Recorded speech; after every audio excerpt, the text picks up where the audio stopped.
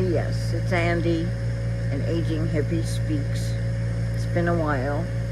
I really wanted to make a video during the day, but there hasn't been an opportunity. The one time I had one, I didn't tell anybody I was doing it, and I was interrupted a lot and didn't realize how much editing I made for myself, so I just scrapped it. And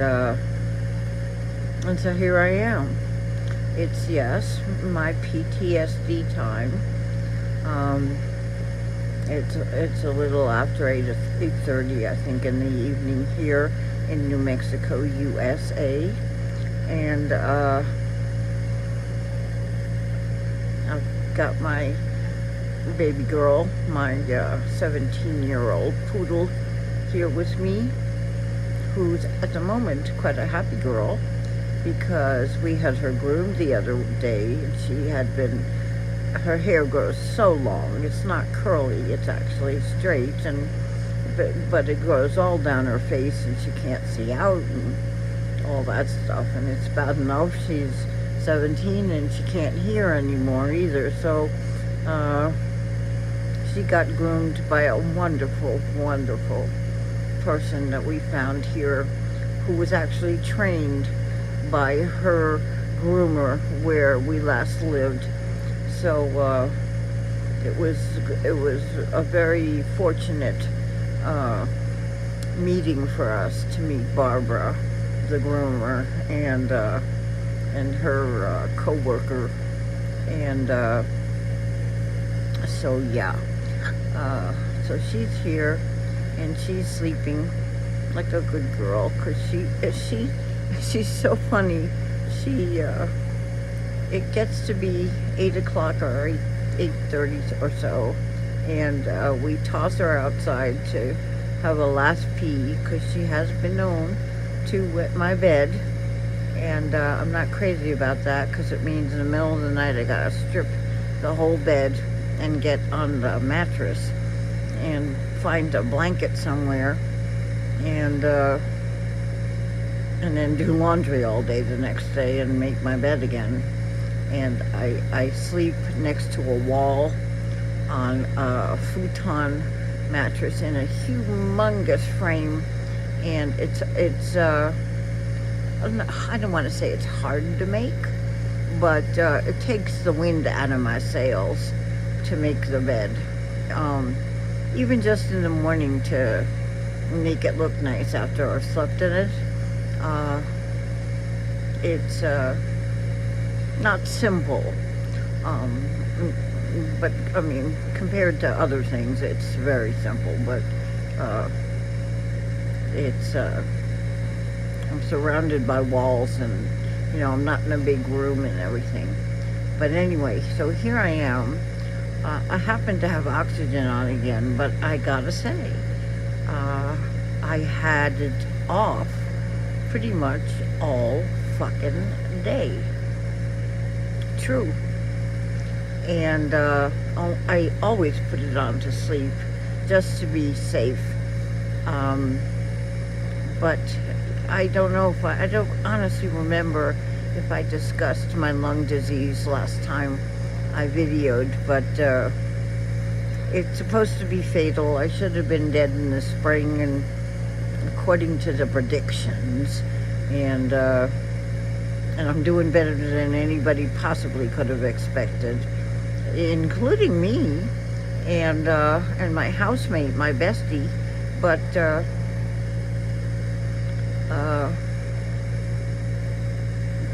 but at night I always wear it. But next time, maybe during the day, if I make another video, I'll do it without, and not look so much like an aging hippie speaking. I will say, I think I will, though, today or tonight, talk a little bit, start the discussion about eating disorders.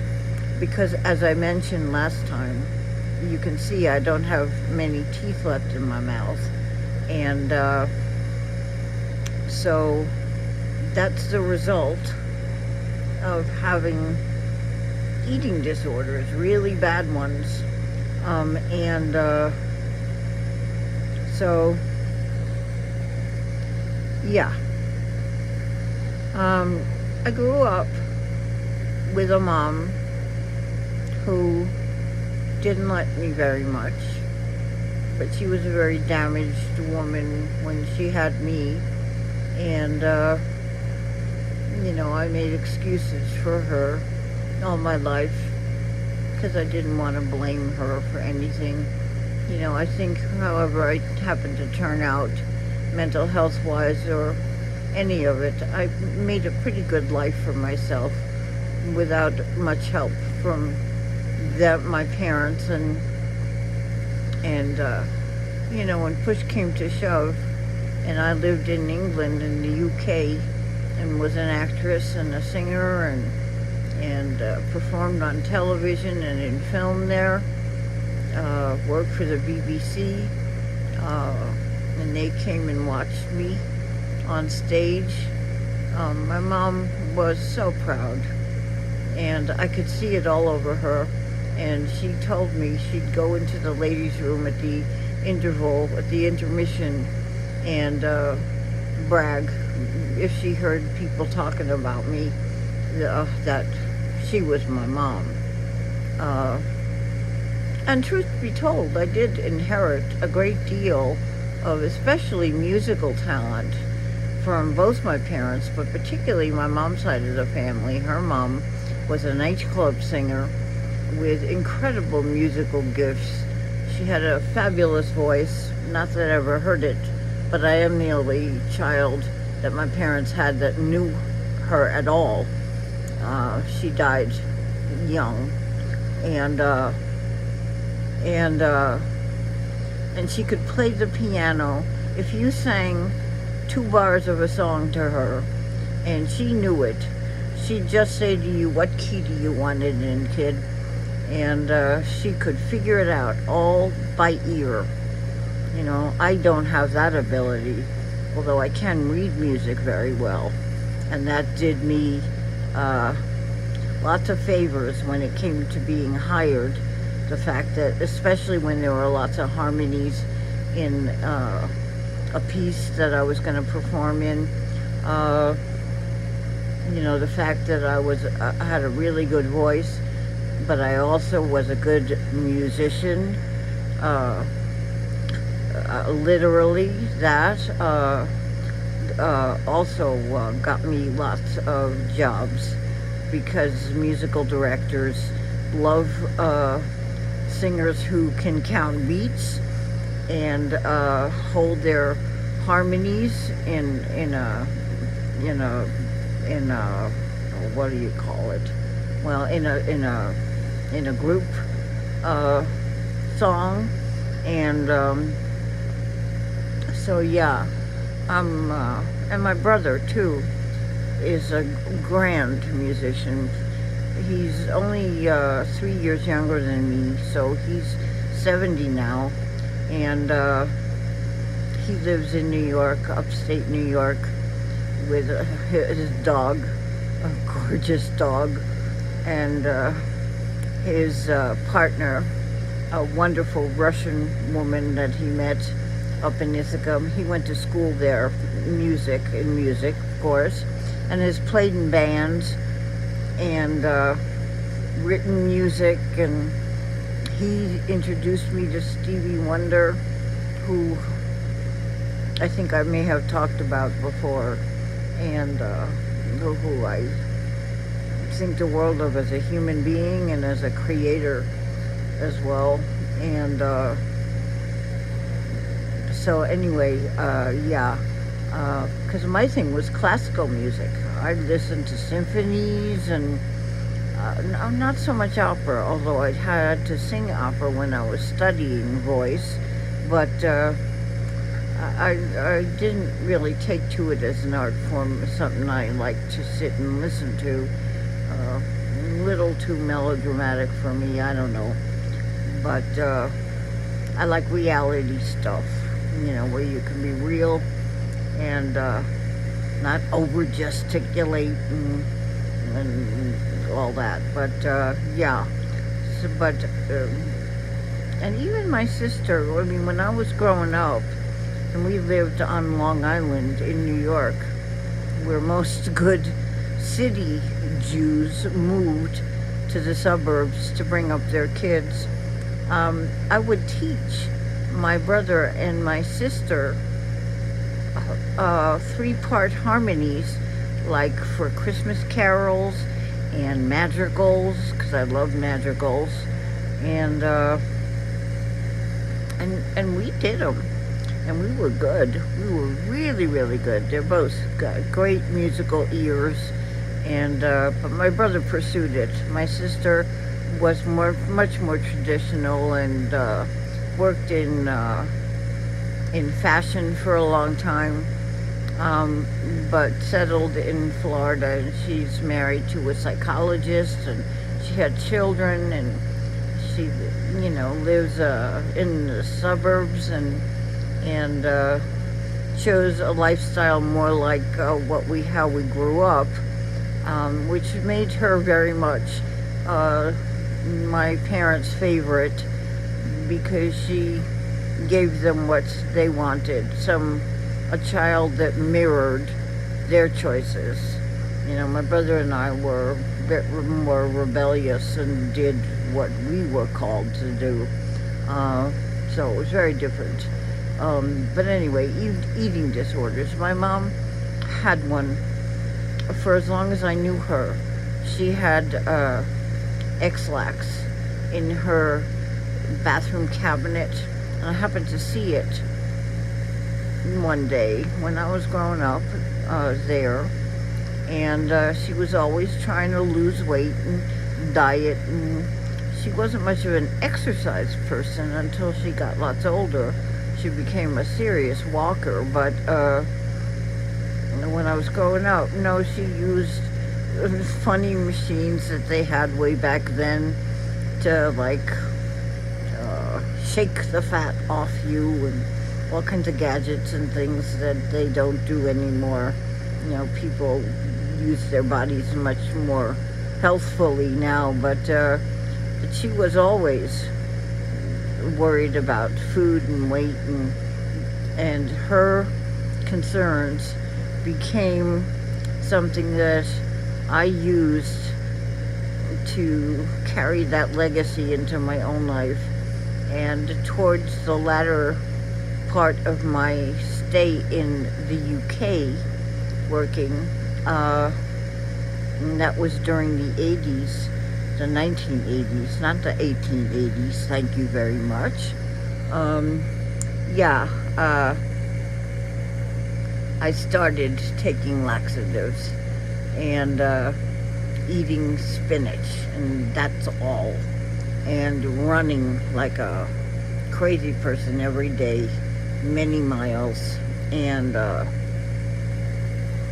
then of course my mental health just dissolved, and my sister and her husband brought me to Florida because I couldn't function. But I continued the eating disorders. I was in a psychiatric hospital for a short while, and I snuck laxative tea in my underwear one time when I was allowed out on the pass with a friend that came to visit, and no one knew, and so I started having diarrhea, and always felt better about it when I felt cleaned out, especially if I ate anything. And when I came back to the States from England, I did start eating a little bit. Although I will say that first day in the psychiatric hospital, they honored my craziness and let me just have spinach for a very long time because I refused anything else. And they wanted me to eat something, I guess, so yeah. But anyway, that's a bit off the subject, but eating disorders came into my life, honestly, from an upbringing that taught me food was the enemy. And interestingly enough, when I once came back to just for a visit to Florida with an English friend of mine, he came with me, and we stayed at my parents' condo in Florida for a long weekend, and I ran like crazy. I ran every morning and hardly ate anything, and my mother actually said to me, "You're too thin." A little person inside me started laughing hysterically, and I wanted to say to her, "Can you hear yourself?" But anyway, and I was, but too thin. But it's funny how things change as we all age, as my parents aged, as I did. But I didn't stop harming myself in that way, because using laxatives when you have not much food in your stomach is quite painful. You get terrible, terrible cramps, and I just felt maybe, I don't know, that I had to punish myself by feeling pain, or maybe the emotional pain that I was feeling was something I couldn't express directly, so I internalized it and made it physical pain, because that was easier to talk about. I don't know. It's something I'll think about and talk about this again on another video, but that's going to be it, I think, for now. Anybody who's had an eating disorder, I urge you to talk about it, be open about it, and don't hide it in secret like I did. What I did to my body, because it carried on for so long, I have no idea how much damage I did to my body, besides losing my teeth, which I did, as you can see. But, even this lung disease, when I was diagnosed, it's called idiopathic pulmonary fibrosis. And idiopathic means that no one knows where it comes from or how you get it. It's not something that's really genetically passed down, and no one else in my family had it. So it's a very interesting thing. And of course I messed my gut up terribly. So I'm either totally constipated or raging diarrhea, because food will go right through me sometimes. And that's not healthy. It's not healthy, and I don't know how it's advanced my lung disease or anything else. I really don't. But like I've said to you before, I own it.